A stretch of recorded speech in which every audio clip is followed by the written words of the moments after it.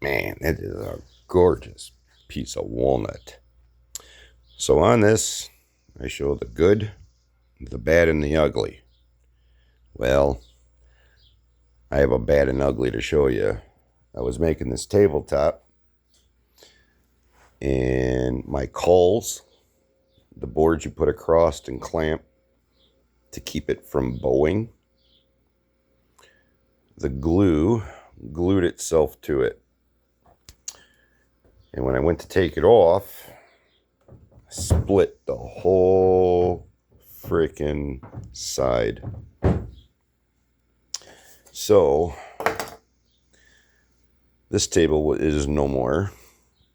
So what I'm going to do is I'm going to rip down here. I'm going to cut the edges off here because these are still good.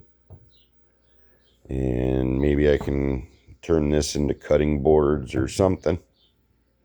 However, this is no longer going to be a table. I do have some beautiful pieces of maple. Maybe I can make another one. I don't know. But this is how I started my day.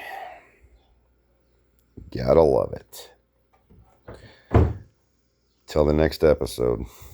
Happy farming, y'all. Later.